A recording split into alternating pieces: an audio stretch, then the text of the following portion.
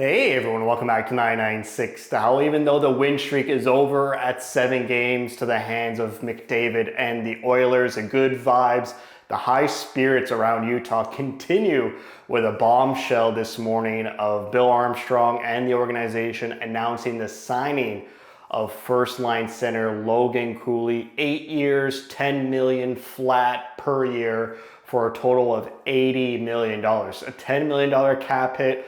Some big sticker shock for folks like me who basically lived through the flat cap era pre and through COVID where, high contracts for good players would reach around 8 and elite players would get 11, 12. Now it's really good players. Well, Cooley right now is a really good player. He will become elite, hopefully, with his contract, and I think he will. But $10 million, we saw Thomas Harley on the Dallas Stars, pretty much not a household name just yet, but making around $10.5 million. So Logan Cooley gets his contract. We were all worried because he, denied an $8 by $9.6 million contract per year recently. And so we were wondering, and the media was wondering, does Logan Cooley want to stay long term? Well, he does. I think best case and the best news is that it's 8 years. It's not 3, 5, 6. It is a full 8 years. Next year, players, restricted free agents will not be able to sign 8 years. I think they're shrinking it down to 7 years. But you got Cooley and Guenther at $17.1 million together.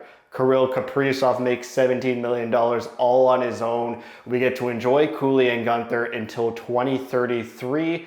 And then Cooley, because he signed his contract a year later, he gets one more year after Guenther. Hopefully Guenther re-signs in 2033. The young gun line, Guenther, Cooley, Peterka, has been unstoppable. Unbelievable to start the season so fast. Peterka is signed at $7.7 million, and that ends at 2030, the year 2030. And then here we go. Let's look at the cap projections for next year. We'll get into the stats after this, but next year they're projected to have about $28 million of cap space to use. That includes Logan's new raise of $10 million.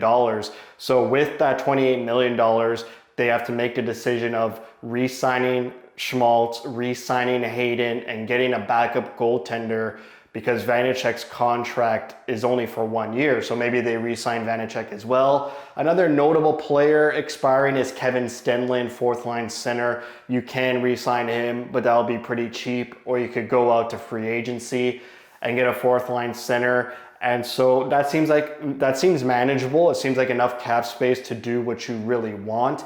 And moving forward, you're just going to roll in entry-level contracts. Daniel Boot will come into the fold. Aguila, Baudouin, Lamoureux, maybe Duda, maybe Michael Horrible, our best goaltending prospect. So even though Cooley gets that sticker shock raise, I mean, the money that Cooley earned over than what is probably what I was expecting. I was expecting 8.5 at the highest 9. So I'm not going to lose sleep over $1.5 million. So that gain of Cooley you got in the savings of Guenther. Like Guenther deserves 8.5, maybe 9 million. So you saved on Guenther, maybe went a little bit over with Cooley, but combined, this is a great roster in terms of cap space and in terms of skill. So let's get into the Logan Cooley stats. I know it's a bit facetious because we're only 11 games into the season, but you could already see the steps he's making already 11 games in. It's 10% of the season, so it's somewhat notable. His goals per game is up tremendously at 0.73 this season. You can just see the increases in almost every category, except assists per game is a little bit down from last year, but maybe he just wants to shoot the puck more and put the puck in the net more, which I'm all for that. His points per game is high as well at 1.09. His time on ice has increased about almost a minute compared to last season already. Goals per 60, unbelievable. 2.3 goals per 60 minutes of game time.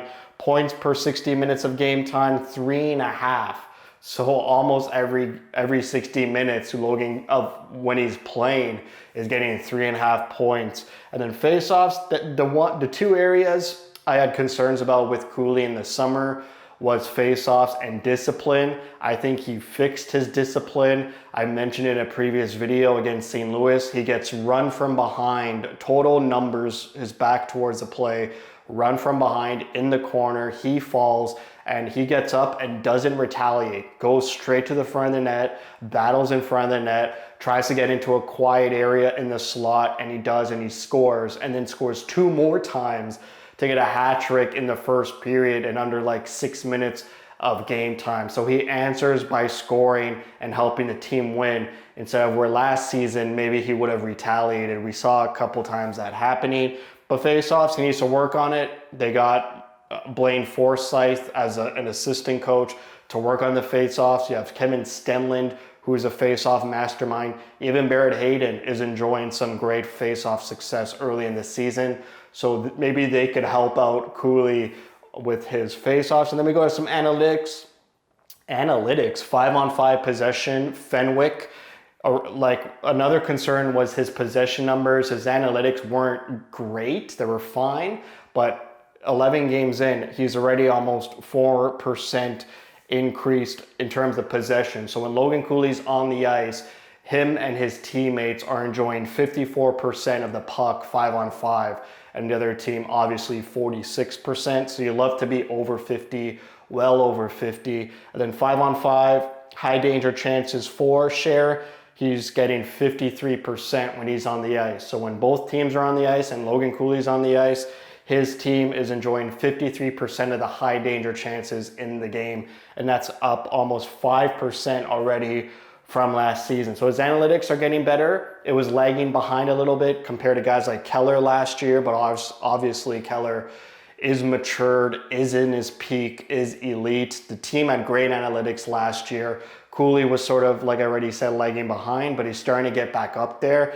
And now you have 2 first lines in the Keller, Schmaltz, Hayden line and the Cooley, Peterka, Gunther line. So fun to watch. It seems like every night they're putting the puck in the net with their speed. They're dangerous, and teams are really taking note. But loving Cooley, he's here for 8 more years. We could be relieved of all that stress and anxiety. Now it moves on to Schmaltz, but I won't talk about Schmaltz in this video. I think I'll make a Schmaltz contract video in the new year, closer to the trade deadline, to see what we will do. For now, I'm just enjoying this career year of Nick Schmaltz so far. So that's it for me. Thank you for watching. If you like what you see, spread the word. And as always, thank you for your support.